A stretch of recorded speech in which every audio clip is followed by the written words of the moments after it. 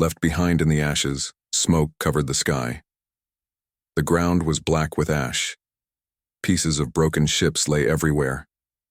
The war had ended here just hours ago, but the silence was louder than the battle. In the middle of the ruins, a small figure moved. She was not more than 8 years old. Her skin was light gray, her eyes large and dark. She dragged herself across the ground using only her arms. Her legs did not work. They never had. Her name was Kira. She pulled herself under a broken metal wing and hid there, shaking. Her heart beat fast.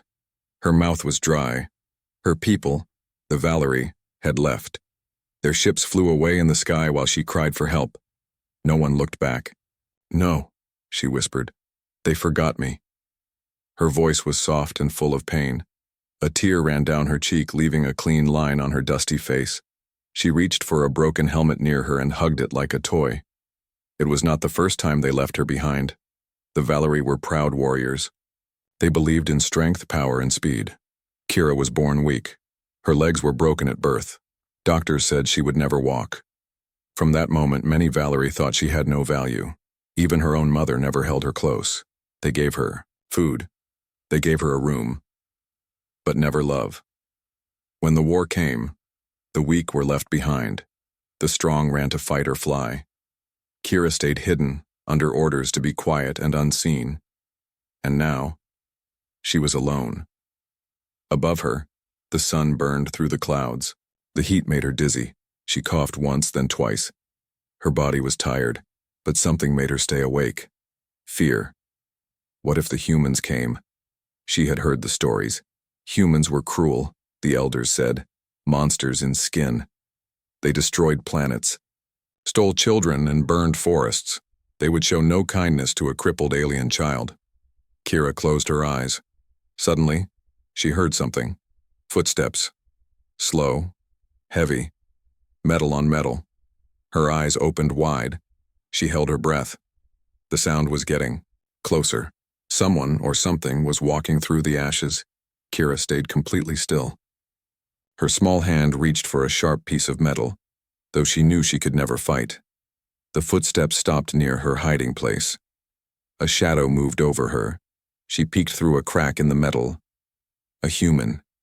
He wore black armor with red lines across the chest. His helmet was off. He had short brown hair, a tired face, and strange, soft eyes. A weapon was strapped to his side, but his hands were empty. Kira's heart raced. She wanted to disappear. The human bent down slowly. He looked around, then saw the small movement behind the wing.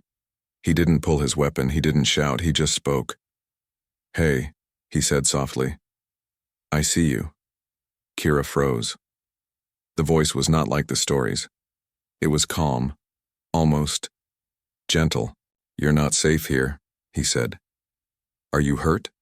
Kira didn't answer. The human stepped closer. She pulled back, her eyes filled with panic. "It's okay," he said. "I won't hurt you." She didn't trust him. She couldn't. Still, her body was weak. She couldn't run. Her arms gave out and she lay there, trembling. The human dropped to one knee beside her. He looked at her legs. He understood. "You've been here a while, huh?" Kira stared at him, confused. He took a bottle from his side and held it out. "Water?" She didn't move. He opened it, drank a little, then held it near her lips. Her lips were dry. She hesitated, then took a small sip. It was cold, it made her eyes water. The human smiled just a little. "There we go." Kira pulled back again, unsure. The human touched the side of his helmet. "This is Lieutenant Jake Arden. I've found a survivor. Alien child. Disabled." The voice on the other end replied fast. "Leave it. Not our problem. Repeat. Leave it." Jake looked at the child. She looked back, afraid of what he might do next. He took a deep breath, then did something unexpected. He turned off his comms. Kira didn't understand. Jake reached down, slowly and gently, and picked her up. She was light. She didn't fight. "You're not staying here," he said. "I've got you." She rested her head against his chest, unsure why she felt safe. The wind blew more ash through the air. Behind them, the war was over, but something new had just begun. The human with kind eyes, Kira, had never felt arms like this before. Strong, warm, careful. The human, Jake, held her close as he walked through the gray ashes of the battlefield. His steps were heavy, but steady. She was used to being carried like cargo, like a thing. But this was different. She listened to the sound of his heartbeat through his armor. It was fast, but not angry, not like the soldiers from her world. He was alert, ready to fight, but not because of her. He was protecting her. That made no sense. Kira looked up at his face. It was dirty, tired, and marked by small cuts. But his eyes, they were not like the others. They were human, yes, but calm, not cruel. They didn't stare like weapons, they watched like questions. She looked away quickly. She didn't trust him. Not yet. Maybe not ever. He kept walking. "We'll find cover," he said softly, more to himself than to her. "Then we'll talk." They moved into the ruins of what used to be a fuel station. Broken metal walls, shattered glass, and a roof that barely held together. But it was quiet. Safe, for now. Jake placed her gently on a piece of soft cloth from his bag. Then he sat across from her and looked at her without speaking for a while. Kira stared back, silent. Then he opened a small package of dried food and placed it between them. "I don't know if you eat this," he said, "but it's all I've got." She didn't touch it. "I'm Jake," he said. He pointed to himself. "Jake?" She looked at him, confused. "Jake?" he repeated. Slowly. Then he pointed. To her, she stayed silent. He smiled just a little. "Don't want to tell me?" Still nothing. Jake leaned back and took a bite of the food. He chewed slowly, thinking. The silence was heavy. Then she finally spoke. Her voice was barely a whisper. Her mouth moved with effort, like speaking was painful. "Kira." Jake looked up, surprised. "Kira," he said. "That's a strong name." She blinked. Was that a compliment? No one had ever called her strong before. Meanwhile, miles away, inside a military command ship floating above the planet, voices argued across a screen. "You told him to leave it," a woman shouted. "That thing is alien, it's not our responsibility." "He turned off his comms," someone replied. "He's gone dark. We've lost his location." "Then he's gone rogue." "He's not like the others," said a quiet voice in the back. "He doesn't leave people behind." Back in the ruined station, Jake pulled a small device from his belt. A scanner. It flashed red as it passed over Kira's legs. "Fractured. Bones. Old injuries," he muttered. "They left you like this?" She didn't answer. He looked angry, but not at her. At the world. At the war. At the kind of people who would abandon a child just because she couldn't run. "I don't get it," he said. "You were just a kid. Why didn't someone help you?" Kira's eyes filled with a slow, deep sadness. "I was not needed." The words hit him like a knife. Jake leaned forward. "Listen, Kira. I don't know what your people told you, but where I come from, we don't leave kids behind. Not if we can help it." She stared at him like trying to understand if that could ever be true. "Why?" she asked. Just one word, but full of weight. "Because you matter." She shook her head slowly. "I am broken." "No," he said firmly. "You've survived this long. That's not broken. That's strong."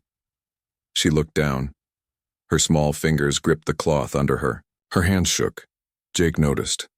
He opened a side pocket and pulled out a small rectangular screen. He tapped it. A soft glowing image appeared. It was of Earth. A blue planet.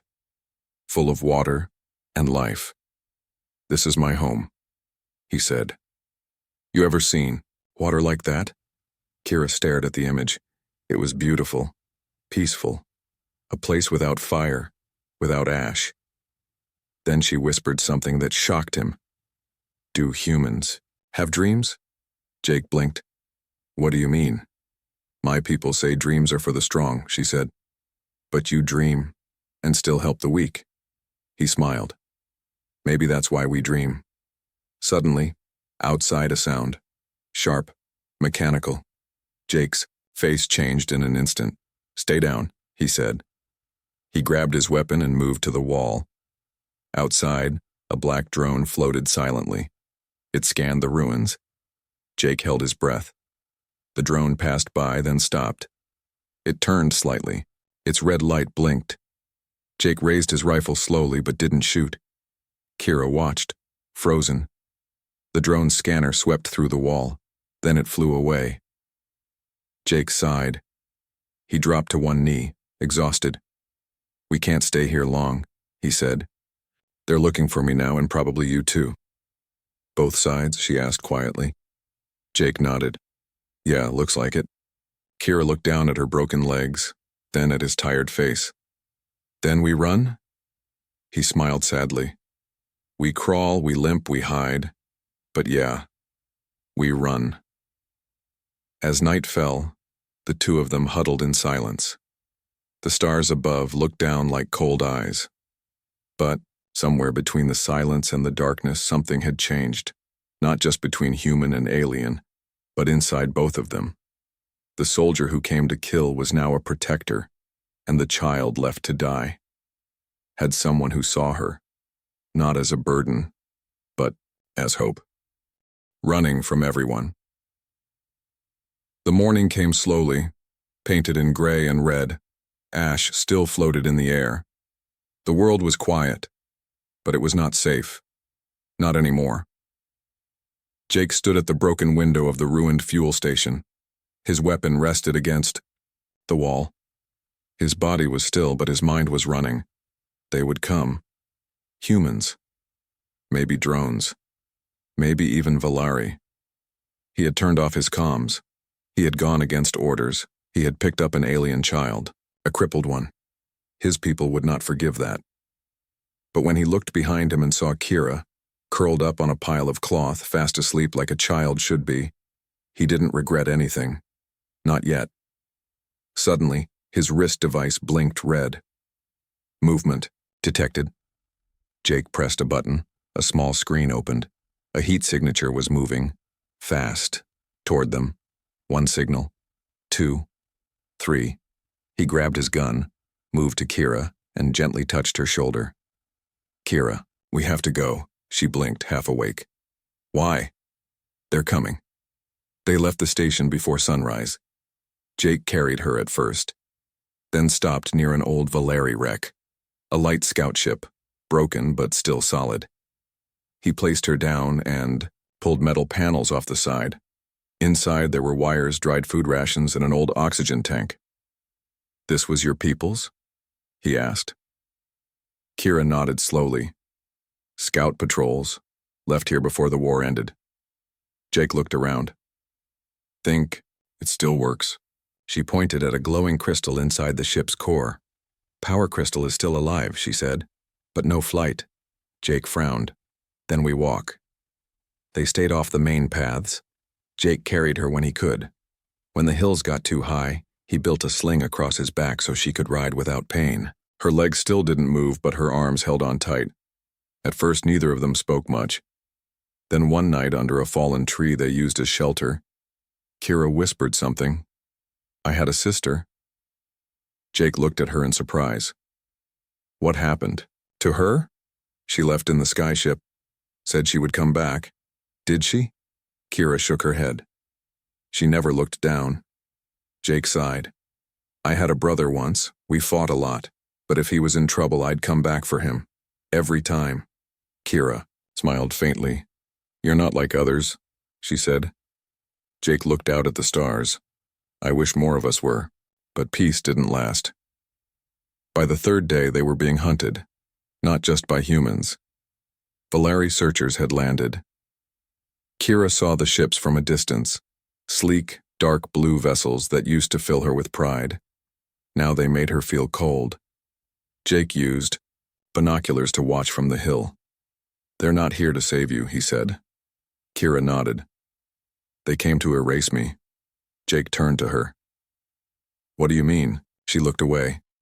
"I am proof that the Valerie are not perfect," she whispered. "They don't want proof. They want silence." That night, it rained. Hard, cold, heavy. Jake tried to build shelter from scrap. Kira sat beneath it, watching him work, her small hands shivering. "Why do you help me?" she asked suddenly. "Your people hate mine. My people hate yours. But still, you carry me." Jake stopped working. He looked at her through the falling rain. "Because hate is easy," he said. "But kindness? Kindness is rare. And it changes things." Kira stared at him as if trying to memorize those words. The next morning, they found an old Valeri signal station, half buried under rocks. "We could use this," Jake said. "Send a message out. Get help." Kira frowned. "From who?" Jake didn't answer. He climbed down into the ruins. Kira followed, dragging herself forward with her arms. Inside, the metal walls hummed faintly. Power still flowed. Jake activated the screen. He began typing. Kira watched in silence. Then her body tensed. "Wait," she whispered. "Someone is watching." Jake looked up. "What?" Too late. The screen blinked, signal traced. An alarm blared. A voice echoed from the walls. "Unauthorized user detected. Purge sequence initiated." Jake grabbed Kira. The walls closed in with a deep grinding noise. A countdown began. "Hold on," he shouted. He ran toward the broken sidewall, blasted it with a small explosive, and leaped through the gap with Kira in his arms. They hit the ground hard. Dust and rocks exploded around them. Behind them, the station self-destructed, sending fire into the sky. For a long time, neither of them spoke. Then Kira said softly, "We are running from everyone." Jake looked up at the sky. "Yeah," he said. "We are.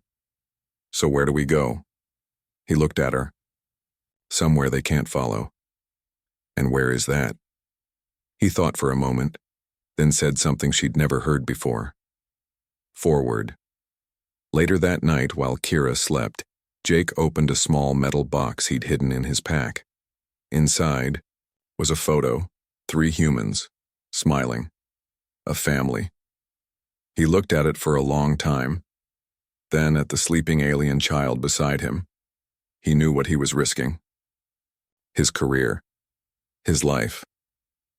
But for the first time in years, he didn't feel alone, and neither did she. The next part of their journey would be the most dangerous yet. They were no longer just hiding. They were surviving. Together. Hope in the broken. The forest was quiet, not peaceful. Silent, like something had scared away the wind itself. Jake moved carefully through the trees. A thick fog had covered the ground, and even his boots made no sound on the wet earth.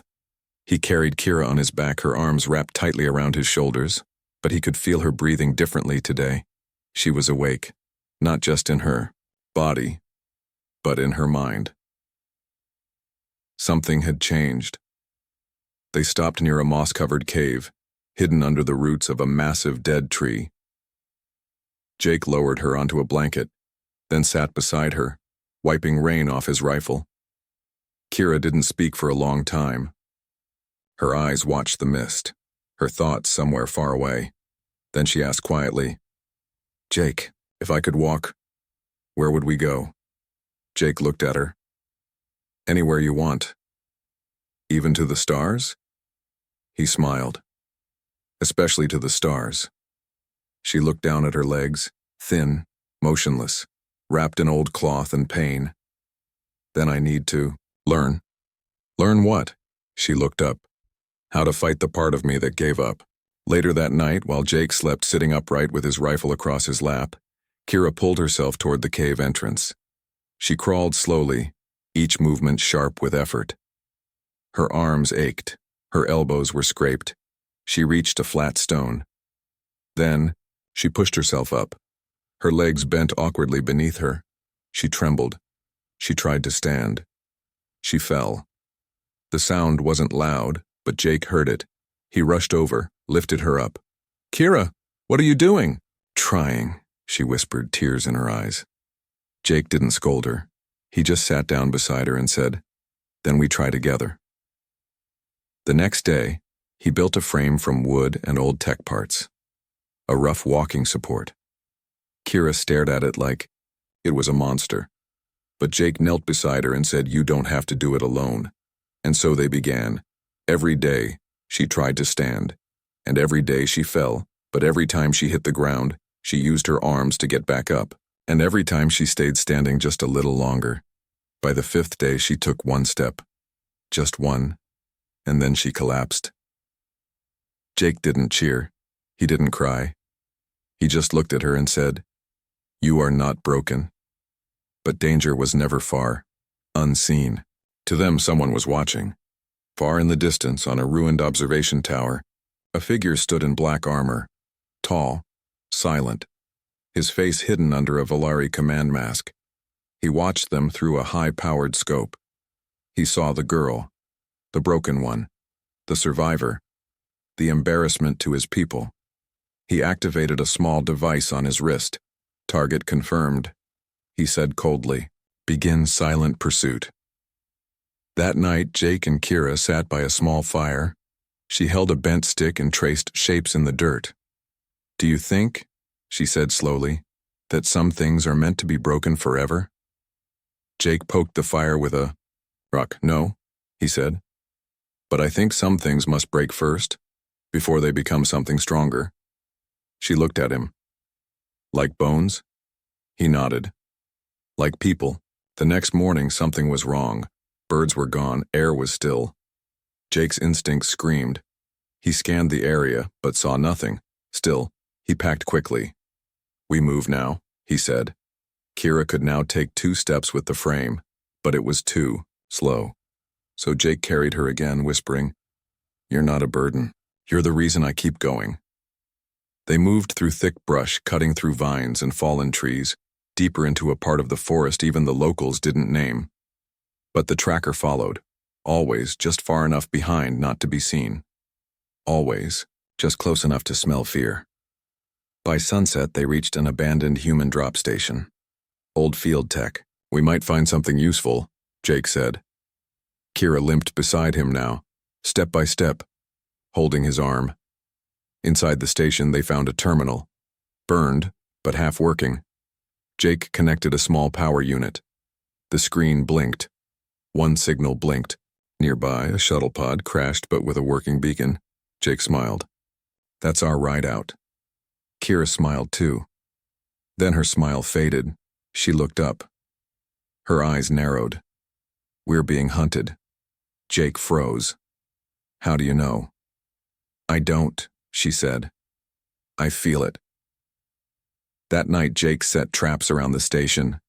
Small alarms, noise mines. A perimeter defense system from his old unit. He didn't sleep. Kira did. But her dreams were dark. She saw fire. She saw her sister's face. She saw a shadow, with a Valari mask, walking over a pile of broken wings, and she heard her own voice whisper, "They are coming." Just before dawn, the first alarm chirped. Jake stood instantly, gun raised, but there was nothing. No wind, no footsteps, only silence. Until a low metallic hum. He turned and saw red lights blinking in the trees. Not drones. One man. Alone. But wrong. 2. Still too calm, a Valari Hunter-class assassin. Jake pushed Kira behind him. "Run." She shook her head. "I can't." He didn't look at her. He just whispered, "Then crawl. I'll hold him." As the shadow stepped into the clearing, the hunter spoke in perfect, empty voice. "Give me the girl. She is not meant to live." Jake gritted his teeth. "Maybe not. But neither are monsters like you." And then, everything exploded into fire. One must stay behind fire. The clearing was full of smoke and heat. Trees burned around them. Metal shrapnel flew through the air like deadly birds. Jake rolled across the ground, shielding Kira with his body as another blast lit up the forest behind them. The Valari assassin moved like a ghost, untouched by the fire, walking through flames with perfect balance and purpose. "Your protection is meaningless, human," the assassin said, his voice cold, robotic. She was not born for mercy, only silence. Jake lifted his weapon and fired. The shot hit the assassin in the shoulder, but the armor absorbed it like sand into stone. The assassin didn't even blink. "Run!" Jake shouted, pushing Kira toward a narrow hill path. But she didn't move. "I can't leave you." "You have to," he barked. "No," she screamed. "Not this time." Flashbacks flashed through her mind like broken mirrors. The ship leaving without her. Her sister, looking away. Her own people calling her useless, being forgotten. Again and again. But now she wasn't the one being left. She was the one who had to choose. Jake turned back to fire another shot. But this time, the assassin was ready. A pulse blade shot out from his wrist and grazed Jake's side. Blood splashed onto the roots of a tree. He staggered backward. Kira screamed. She grabbed the walking frame. Her legs barely held, shaking like thin glass, but she forced herself forward. One step. Two. She picked up a small explosive Jake had dropped. The assassin turned toward her. "You think you can fight?" he asked. "No," she whispered. "But I can change." And she threw the explosive. It didn't kill him, but it blinded him just for a second. That was all they needed. Jake pulled her behind the burning tree line, and they fled into the forest. Hours passed. The smoke faded. The screams of birds returned. They found an old mining cave deep in the hills and collapsed inside, both coughing and shaking. Jake's side was bleeding heavily, his face pale, his breathing uneven. Kira ripped cloth from her own tunic and pressed it against his wound. "Stay awake," she said. "You promised." He chuckled weakly. "I said we'd get to the stars, not how." "Then we still can," she whispered. Jake looked into her eyes. Something was different. There was no fear left in them, only purpose. The next morning, Jake couldn't walk. His wound was deep. The infection had already begun. Kira stood over him, holding his rifle awkwardly. "The crash site is close," she said. "You said the shuttle might still work." Jake nodded faintly. "Maybe, but it's uphill and guarded." "I'll go," she said. He tried to laugh. "You can barely stand." "Then I'll crawl," she answered. He looked at her. Truly looked. The child who couldn't walk, the one the world had thrown away, now standing with a gun in her hand and steel in her voice. "Kira," he said. "I won't make it. Don't say that. You have to go without me." She shook her head. "No. Listen to me," he said. "You're not just surviving anymore. You're becoming more than they ever thought you could be. But that means you have to keep going. Not without you." Jake swallowed hard. "One of us has to stay behind. It's the only way." Kira looked at the cave entrance, then back at him. Tears filled her eyes, but she didn't let them fall. "Then we don't waste this," she said. "I will go, but not forever. I will come back." Kira left at sunrise. She wore Jake's combat vest. Too big for her, but it made her feel stronger. She carried the rifle strapped across her back. Her walking brace had been repaired with metal, wire and fuel cords. Every step hurt, but she didn't stop. Her mind played a rhythm with every footstep. He saved me. Now I save him. The crashed shuttle was hidden in a crater, covered in vines and debris. It was guarded. 2 human scavengers circled it, armed with stun rifles and drone dogs. Kira waited, watched. She used what Jake had taught her: patience, shadows, surprise. She moved like a ghost, between the rocks. She threw a sound grenade to the right. Both guards turned. She ran left, into the ship. Inside, it smelled of burned plastic and dead power. She pulled herself into the pilot's seat, fingers trembling. She stared at the controls. Alien. To her, unfamiliar. Then she whispered to herself, "Strong people aren't born. They're made." And she started to press buttons. Back in the cave, Jake heard something in the distance, a whirring sound, not drones, engines, the sound of hope. An hour later, the shuttle came down low, unstable but flying. The side hatch opened. Jake stared in shock as Kira leaned out, her arms gripping the controls. She was bruised, bleeding, barely holding it together, but she was flying. Flying. "You came back," he said. "I told you." She smiled. "We go to the stars, both of us." She helped him. Into the ship. They lifted off into the sky. The assassin watched from far below, his eyes cold. "They escaped," he whispered, "but they will be hunted." But Kira didn't care anymore. She was no longer the crippled child. She was something new, a warrior of will, a symbol of change, and she was just getting started.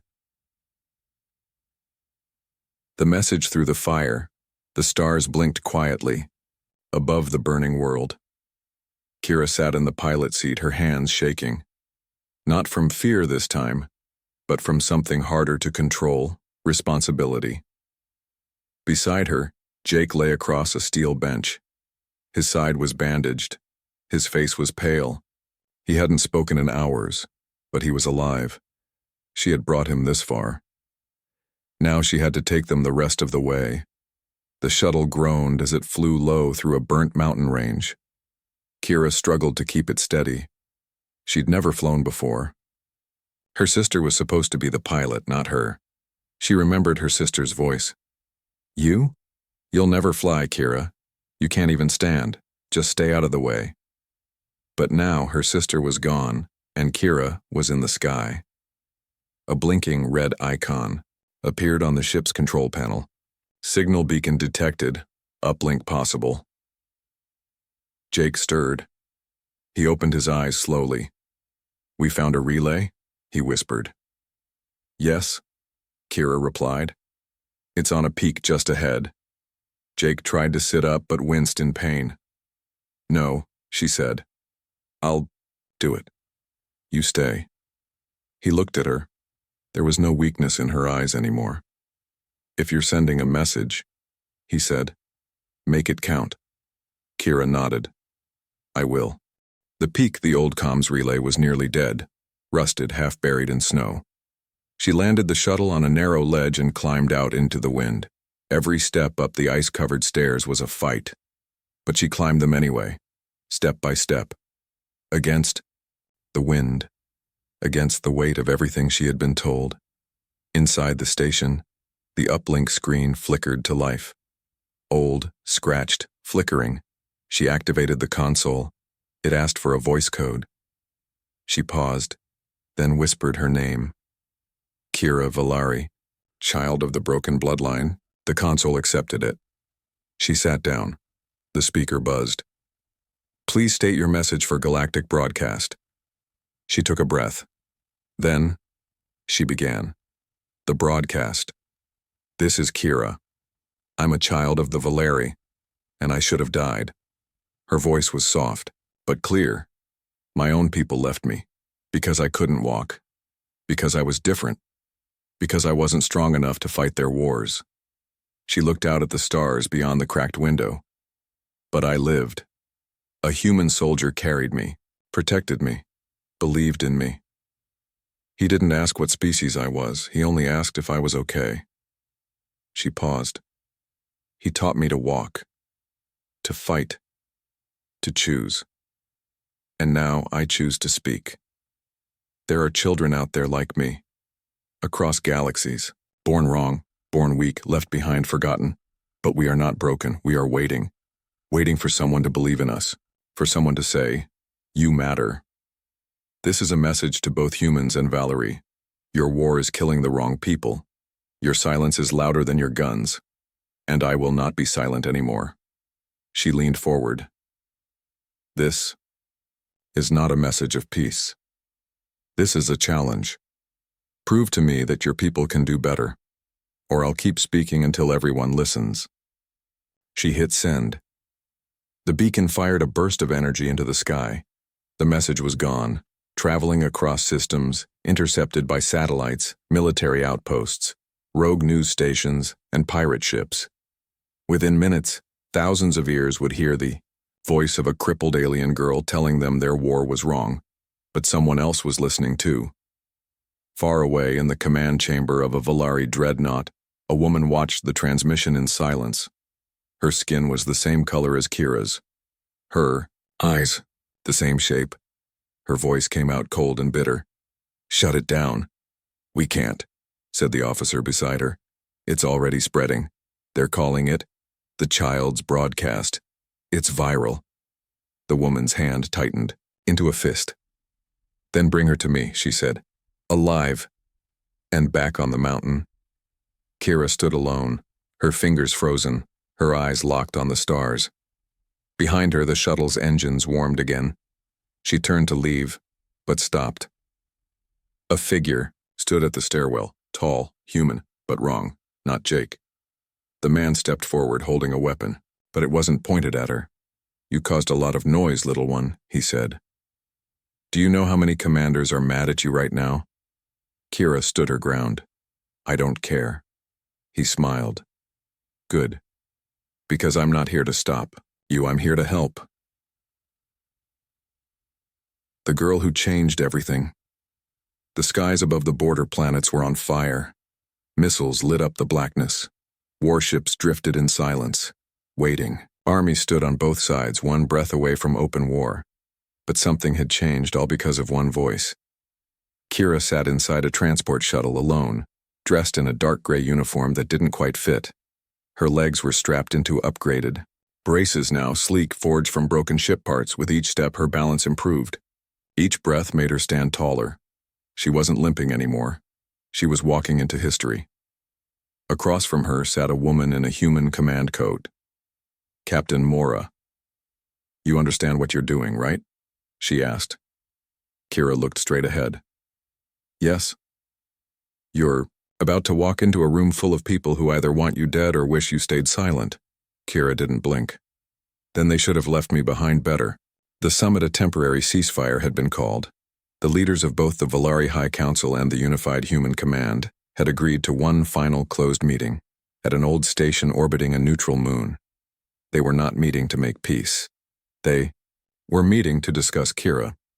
Because her message, the child's broadcast, had spread far beyond what either side could stop. Refugees quoted her words. Soldiers from both sides defected after hearing her.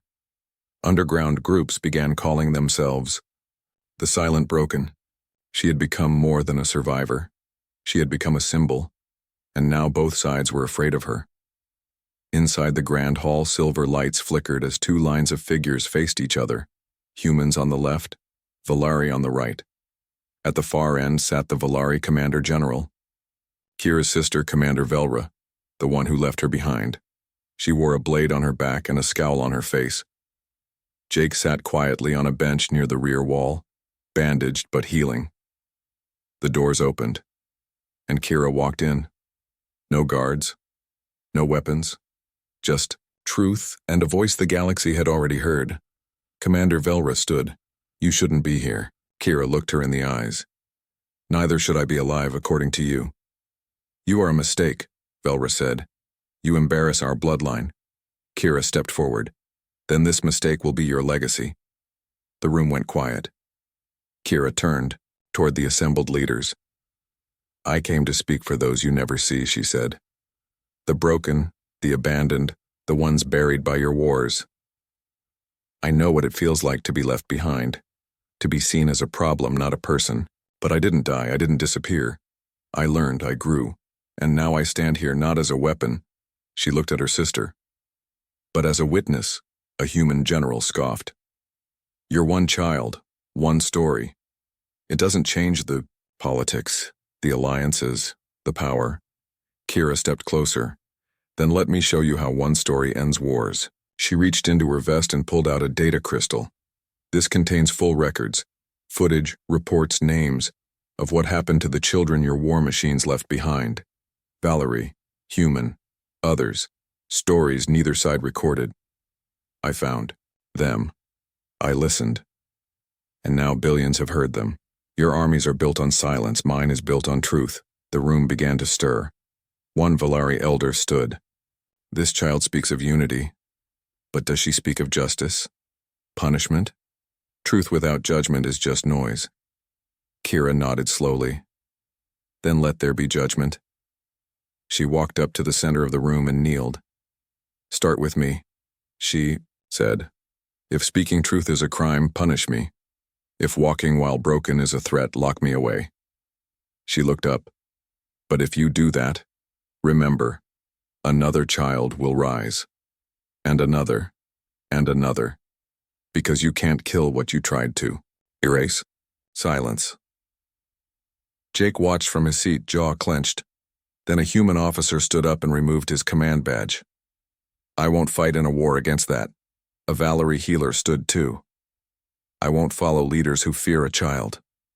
More voices joined, and whispers grew louder. The tide was turning, but Velra didn't speak, until finally she walked down from the platform and stood before Kira. She pulled out her sword, held it high.